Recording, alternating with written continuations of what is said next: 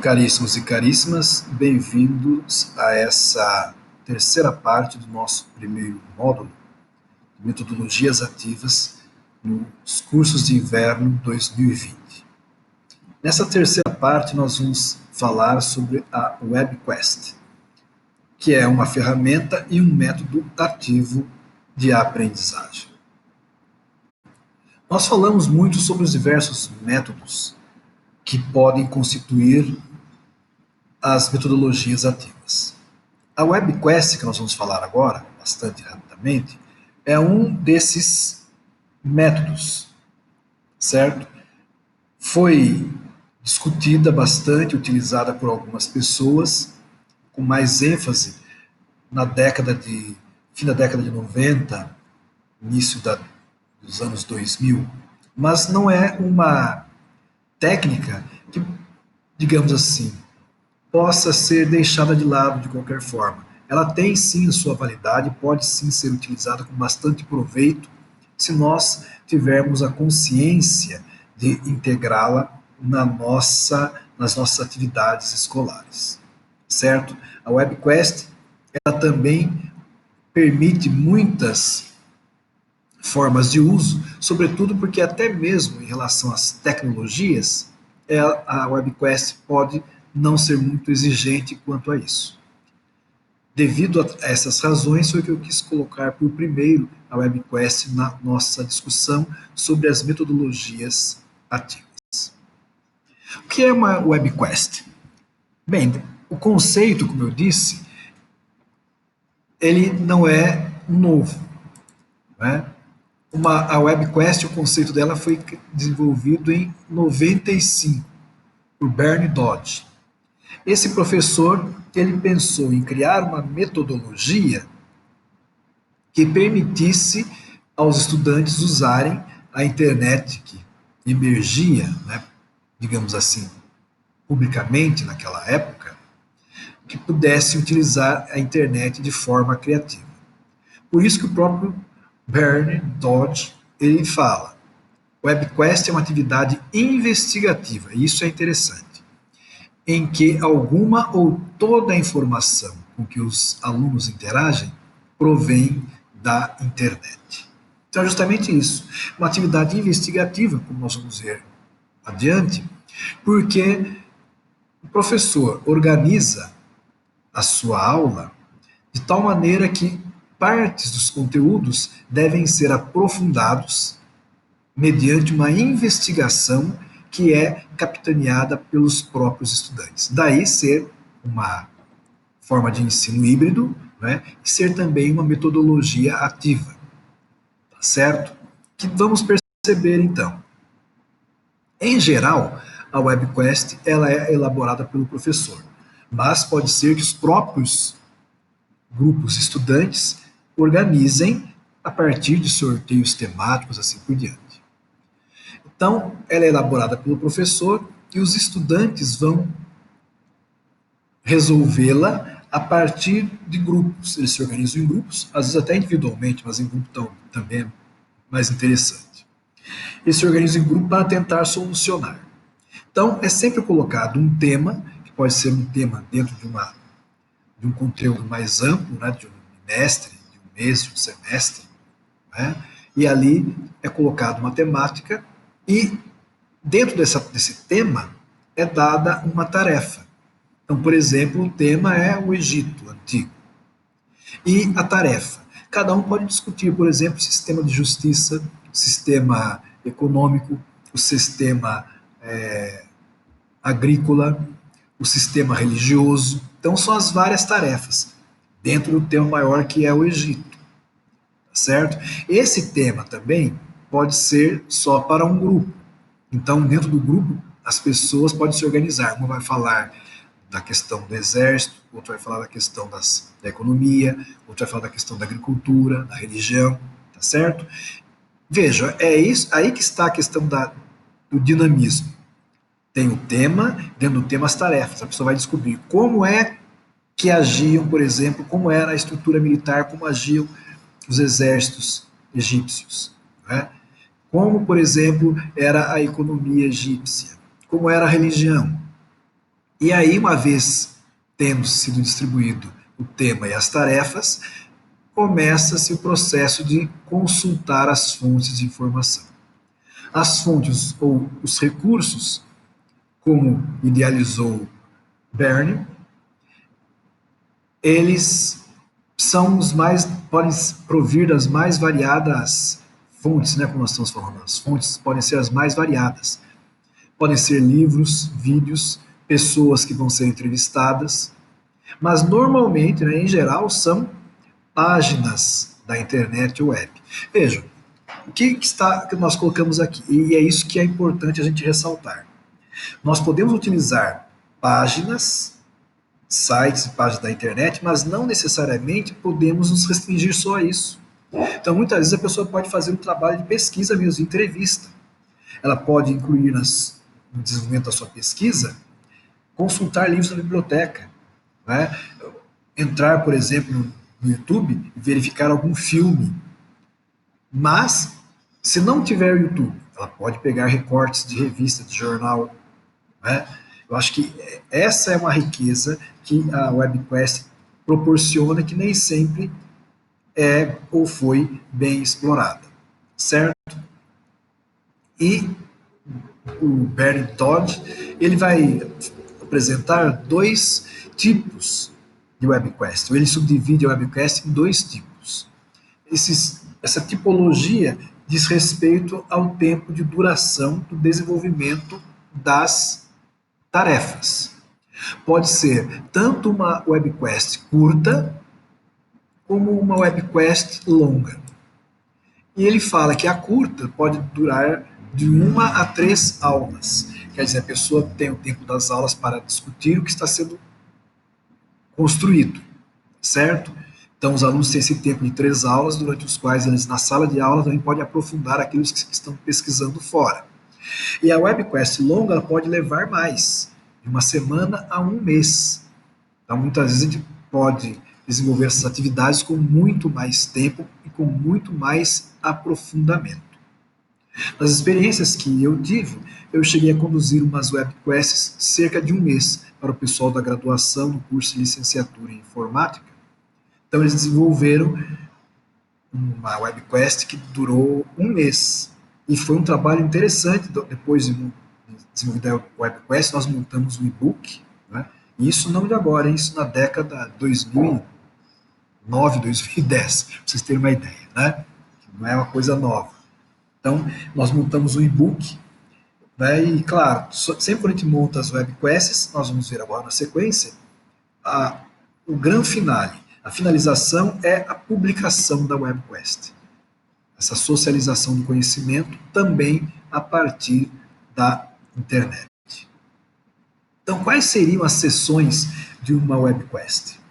A webquest ela pode ter até, né, 7 sessões, que nós estamos vendo aqui. Tá? Então, temos uma introdução, e a introdução, claro, é onde nós vamos explicar a importância do tema que vai ser discutido, né? Como que esse tema discutido vai também enriquecer a nossa experiência em sala de aula, os conteúdos que nós estamos estudando e assim por diante. Após essa introdução, a webquest ela vai trazer para nós a tarefa. Aquilo que eu disse, a tarefa talvez seja investigar a cultura egípcia, nas suas mais variadas dimensões ou elementos, certo? Essa é a tarefa. Descrição do Egito Antigo, certo? Depois que se pede a tarefa, vai dizer você ou seu grupo tem de fazer um descritivo da cultura do Egito, demonstrando como eram constituídos, organizados os seguintes elementos: a vida militar, o âmbito militar, economia, religião, sociedade, etc, etc, etc. Essa é a tarefa. Processo é indicar como. Nós podemos pedir que as pessoas assumam papéis. O seu grupo vai ter que ter uma pessoa que se apresente como faraó, para ele dizer como que eram dadas as ordens, como que eles organizavam a a hierarquia das funções, a organização social, etc, etc. Um de vocês tem de assumir o papel de sacerdote, para dizer, ele mostrar como era o relacionamento da sociedade com a divindade, como que se organizavam os cultos, etc, etc. Então, no processo é dizer o que cada um vai fazer para conseguir realizar a tarefa, certo? Então, esse é o processo, é o caminho para realizar a tarefa. Então, aqui nós vamos falar do plano estratégico e o tático e o operacional. É isso? As fontes de informação. Nesse caso aqui, o professor ele vai indicar as referências. Podem ser as referências dos livros, as referências de internet, os sites, né, colocar os links, assim por diante. Então, o professor ele deve colocar a base a partir de onde os estudantes vão começar a desenvolver o seu trabalho. Eles podem, claro, também aprofundar mais, buscar outras fontes, mas o professor necessariamente ele tem de abrir o caminho, apontando quais as informações disponíveis para facilitar o desenrolar da trajetória de pesquisa dos estudantes. Depois, a avaliação. É interessante que o processo de avaliação, se nós pensarmos na avaliação assim, grandes linhas, o processo de avaliação geralmente é um quadro em que são indicadas metas. Então, por exemplo, nós vamos ter vários níveis. O nível do iniciante, o nível intermediário, o nível avançado e o nível de expert, por exemplo. E nesses vários níveis nós teremos graus de dificuldade. Tá? Então, por exemplo, no grau 1, a pessoa se realizar uma tarefa, por exemplo, ele consegue acessar as fontes de informação.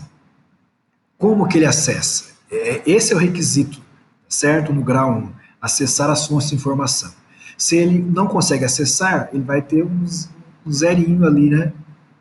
Mas aí depende do nível.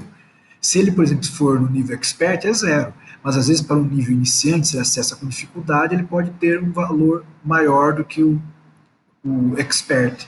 Então são colocadas indicações do que a pessoa precisa fazer em cada nível, em cada grau da avaliação, para ela ir sabendo que se ela conseguir, a pessoa vai entendendo, né, que se ela conseguir fazer o que está indicado na coluna expert no grau 10, né, lá embaixo, a nota dela vai ser 10. Se ela conseguiu realizar aquilo que o cruzamento das colunas e linhas indica 9, ela vai ficar com a nota 9. Então, isso já proporciona uma autoavaliação. Se você fizer a chegar até tal nível, até tal grau, você vai ter essa pontuação na sua avaliação. Então, é por isso que é interessante também que nós observamos que aí o papel do professor é orientar. O estudante ele vai saber que pelo seu esforço ele pode conseguir 10 se ele fizer aquilo que está lá requerido. Se ele não conseguir chegar até o ponto máximo que foi requerido, ele vai saber que a nota dele será qualquer outra no espectro anterior. Então, dá ao estudante também a possibilidade de ele se autoavaliar e aprimorar a sua atividade. Conclusão, quando se faz um fechamento daquilo que foi conseguido, o que nós depreendemos, né, ou apreendemos do que foi estudado, do que foi aprofundado, o que isso trouxe, então, de conhecimento. É uma espécie de uma síntese, né, apresentando os resultados que foram alcançados e como isso enriqueceu a nossa experiência acadêmico-estudantil. E créditos, lógico, indicar as fontes que foram consultadas, além daquelas que o professor, o tutor já havia indicado, certo? Então, mostrar sempre a origem daquilo que nós pesquisamos. Como elaborar a WebQuest? Eu vou passar mais ou menos rapidamente isso aqui, porque eu vou indicar para todo o grupo uma bibliografia que mostra muito bem como elaborar a WebQuest. Em geral, são três grandes momentos. Planejar, quer dizer, o que nós queremos alcançar, como que nós vamos desenvolver essa WebQuest. Formatar, que é esse aspecto mais físico, né? Aquilo que nós falamos agora há pouco, indicar cada uma das etapas e o que se quer em cada uma delas. Então, isso é formatar, mostrar esse aspecto editorial. Tá? Nós podemos colocar imagens ali quando estivermos montando, e existem até softwares específicos para isso, que eu também vou apontar na sequência. E, por fim, a publicação, que é colocar a WebQuest na internet. E existe também um site que reúne webquests, vários autores do Brasil todo, e nós ali podemos, uma vez cadastrados, nós podemos lá publicar a nossa webquest, certo? O processo, então, que nós vamos ver depois, no manual que será disponibilizado, é esse: definir o tema, como nós já vimos, selecionar as fontes de informação, delinear a tarefa, estruturar o processo, e aí, uma vez feito isso, escrever a introdução, né, do nosso trabalho. Depois que a gente escreve a introdução, nós também já escrevemos a conclusão, o que nós procuramos, né, que nós encontramos com todo o nosso trabalho. Depois nós vamos pegar, verificar o conteúdo de acordo com o gabarito, aquilo que nós vamos ver a avaliação, né, se o que foi proposto foi de fato alcançado, fazer os ajustes formais, né, da nossa webquest e publicar esta webquest, certo? Vou tentar mostrar aqui então rapidamente como que nós podemos fazer isso. Uma coisa é esta aqui. Nós vamos entrar na internet, não é? Nós podemos colocar, por exemplo, este é o endereço, né? A gente coloca aqui o WebQuest Fácil, né? Coloca qualquer buscador e aí vai aparecer, geralmente é o primeiro, né? Já aparece aqui construtor de WebQuest Fácil, certo? Uma vez que nós clicarmos aqui, a gente entra na página. Então, esta página aqui, WebQuest Fácil, vocês estão vendo o endereço, né, como nós falamos aqui em cima, é webquestfácil.com.br. Um endereço bastante simples. Então, nós entramos e aqui nós vamos encontrar vários tipos de webquest, certo? Então, aqui tem uma que eu havia marcado, né? Então, aqui nós podemos ver o quadro Criar nova webquest, ele vai indicando passo a passo, tá certo? Uma vez que a gente vai clicando no passo a passo, nós vamos montando. Eu tenho algumas que eu deixei de exemplo aqui, por exemplo, esta visualizar, vamos ver essa aqui. Nós temos, né, a introdução, né, que explica o porquê de se discutir a responsabilidade social, a tarefa, tá vendo? O que a pessoa vai fazer. Já mostro também como que eu quero que me seja apresentado o resultado, né? Tá vendo? Falo inclusive da formatação, né? Da formatação. Isso aqui é interessante. Depois o processo, como vai ser desenvolvido. No caso aqui do processo, eu já coloquei as referências, os créditos, estão vendo? Então, as pessoas que quiserem pesquisar, elas podem entrar aqui. Temos os vários sites, né? A pessoa vai procurando e deixa eu ver se, tá vendo? Elas vão procurando, aqui temos, elas podem encontrar as várias indicações, aqui nós vamos ter notícia, atuação, né? Mostram o prêmio Etos de Responsabilidade Social. Tá? Vamos voltar lá. Aí depois a avaliação que eu gostaria que vocês observassem. Estão vendo? O que acontece aqui? Temos os conceitos, os níveis. Então, aprendiz, iniciante, profissional, expert. Insuficiente, que ele está no nível aprendiz, quando ele não consegue acessar os dados ou fazer de forma sistemática. Se ele consegue desenvolver, tá vendo? Apresenta poucos erros, ele tem 4. Depois, suficiente, olha, quando ele já segue todas as instruções, a gente vai percebendo, não é? Que o expert ele vai tirar 4 naquilo que, no nível suficiente, é o que o profissional alcança, tá vendo? Consegue desenvolver um artigo que consegue desenvolver um artigo que dê conta de explorar. Quer dizer, a pessoa ela vai estar no nível expert, ele vai estar com 4, mas se ele ficar no nível profissional, fazendo quase a mesma coisa, ele tem 6. Mais que suficiente, ele desenvolve todo o artigo, etc, etc, etc. Então, para perceber que a pessoa, ela já sabe quanto ela vai tirar, né? 0, 2, 4, 4 a 7, 7 a 10, fazendo o que está sendo solicitado aqui anteriormente. Então, é assim que a gente desenvolve uma web quest, certo? E isso nós vamos indicar também por causa desse manual tutorial WebQuest Fácil que nós vamos disponibilizar para vocês, manual feito pela UFSCar, né?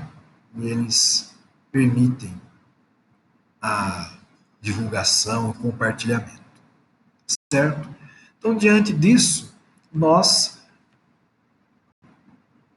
vamos colocar mais 2 questões para refletir.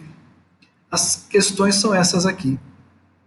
Apesar de pouco conhecida, né, de certa forma um pouco antiga, como vocês viram pelas datas aí, a WebQuest pode se configurar como uma metodologia ativa significativa?